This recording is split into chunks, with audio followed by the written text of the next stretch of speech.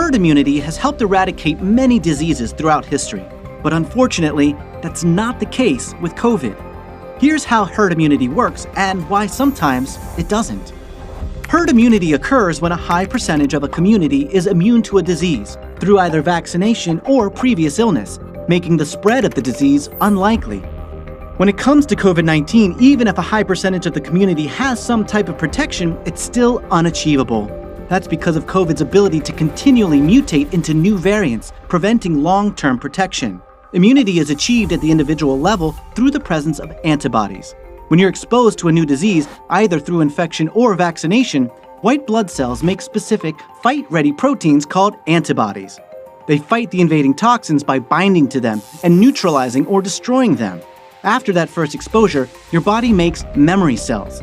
If you're exposed to a particular disease again, your body will recognize it and fight it off.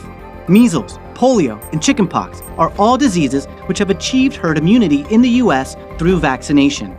But the reason why these vaccines have stood the test of time is because these viruses only have a few strains. Health officials began administering COVID vaccines at the end of 2020, but since then, scientists have discovered at least a dozen new variants. These new strains have been more transmissible and contain mutations that are thought to evade some pre-existing immunity from previous infection and vaccination from the original strain of SARS-CoV-2.